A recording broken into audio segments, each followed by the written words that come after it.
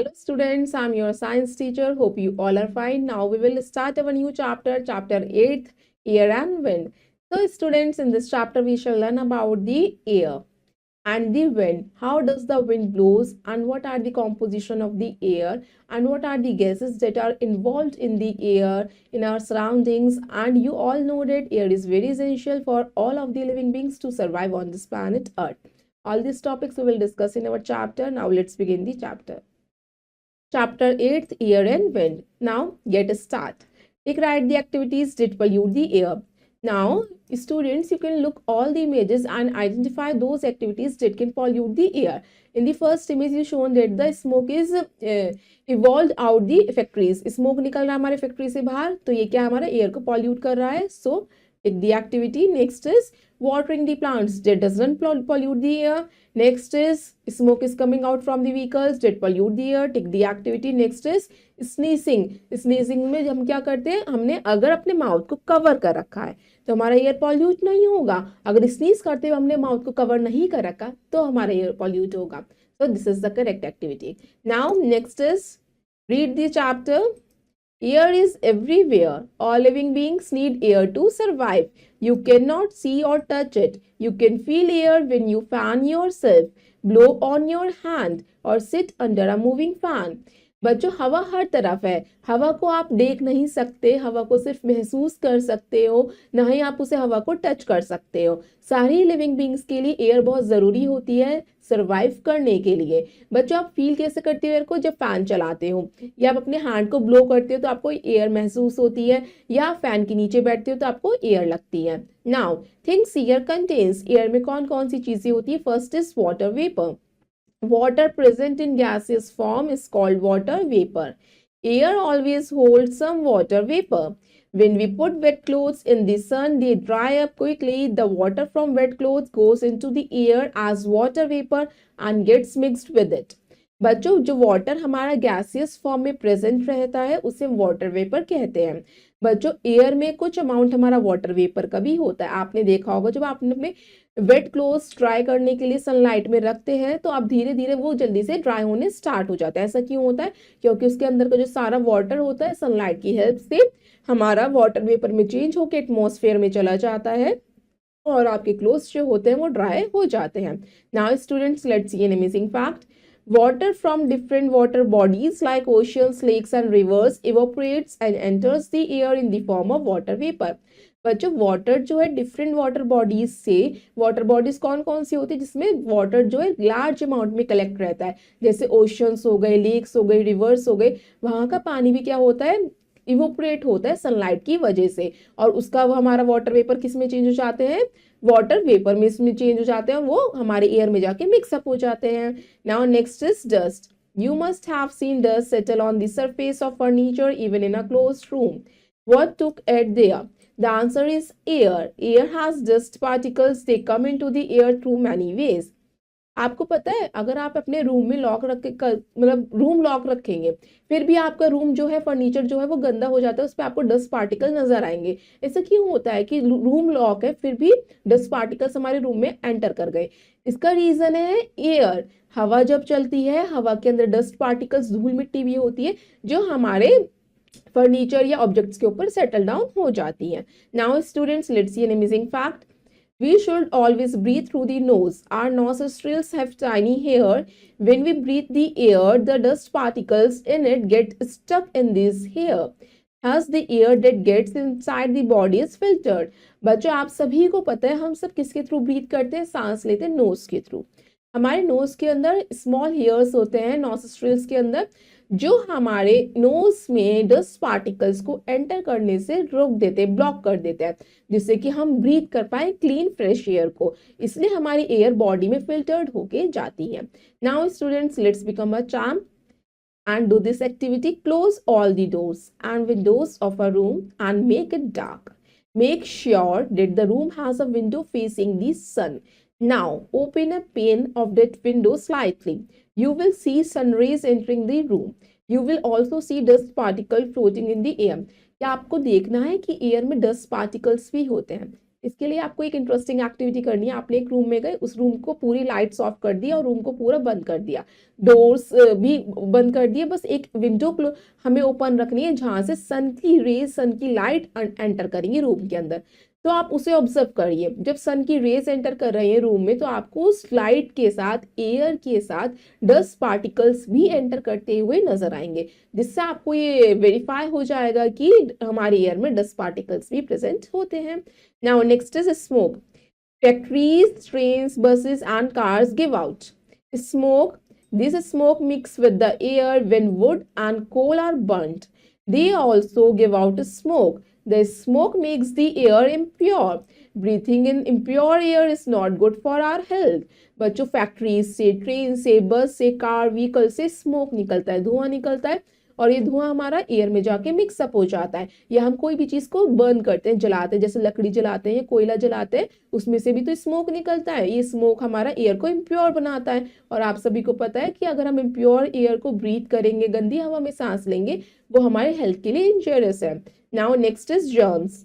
When we cough or sneeze, germs get mixed with air. There are many diseases which spread through foul or impure air.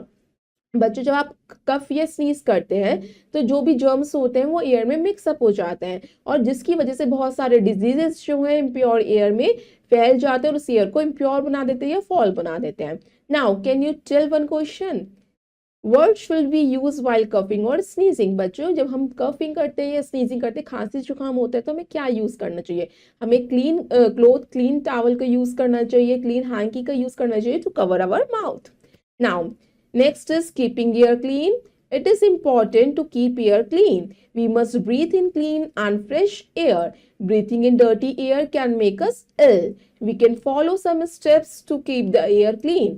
बच्चों, बहुत जरूरी है कि हम अपने हवा को साफ रखें, हवा को स्वच्छ रखें।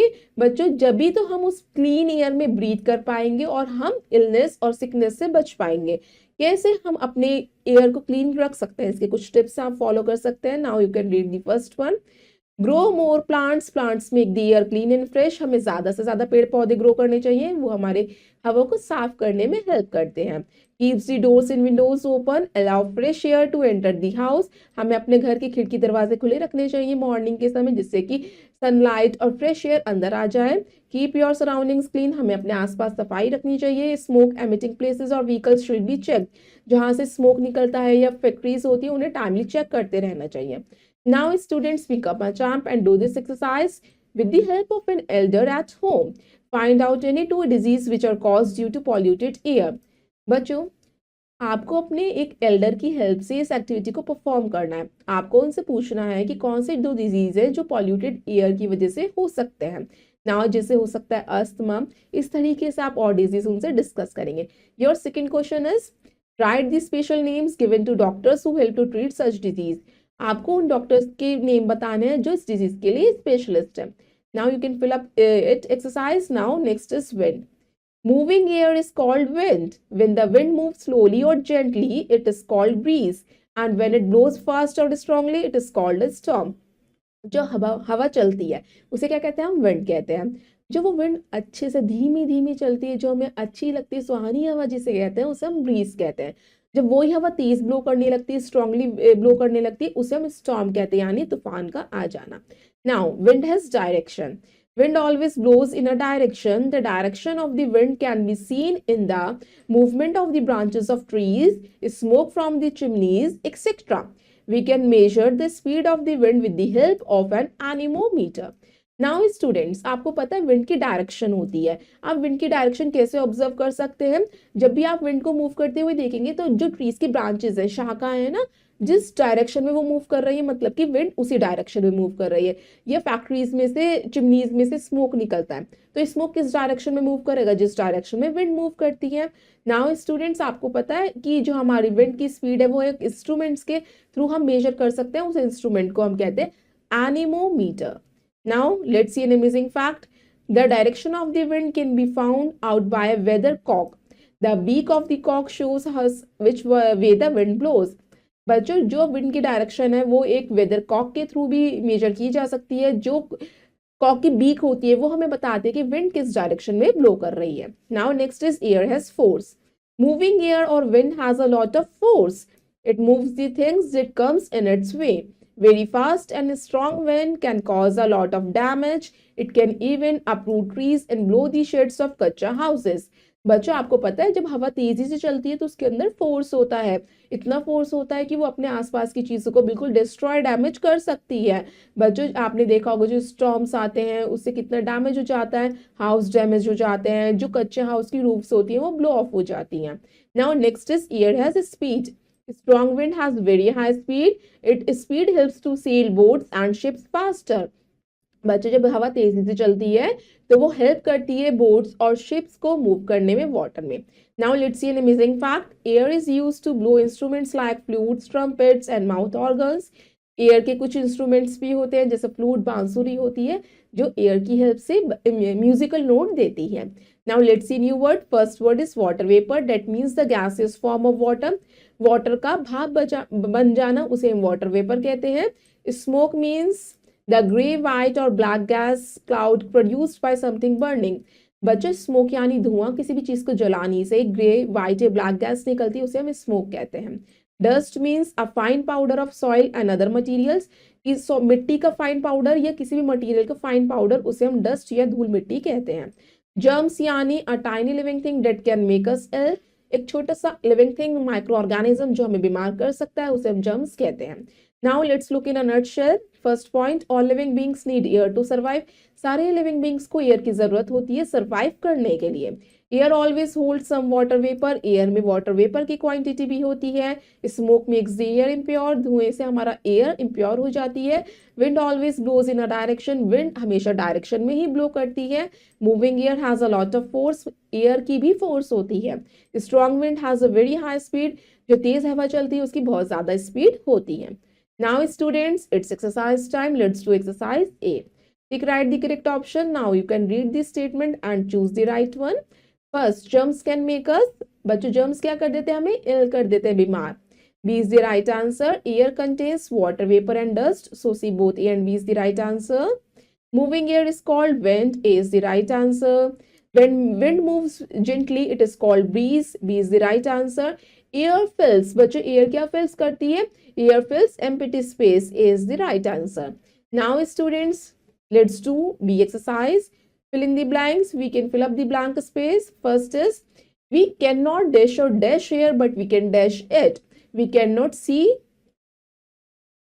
or touch air, but we can feel it. Next, the smoke makes the air. Smoke हमारे एयर को क्या कर देते हैं, इम्प्योर कर देते हैं। When we dash or dash, germs get mixed with air. When we cough or sneeze.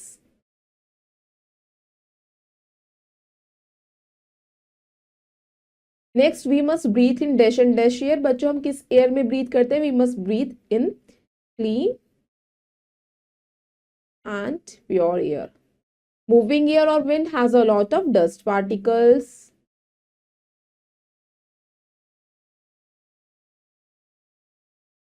Now next exercise is C. Match the columns. You can match column A to column B. First is air contains. Air में क्या contain रहता है बच्चों? Air contains germs. First को match करेंगे सी से। Air occupies, air क्या occupy कर सकती है, स्पेस। सेकंड को मैच करेंगे डी से।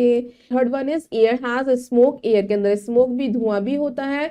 Air can lift things. Air things को लिफ्ट कर सकती है, उठा सकती है। फोर्थ को ई से मैच करेंगे। मूविंग एयर को हम क्या कहते हैं, विंड। फिफ्थ को बी से मैच करेंगे।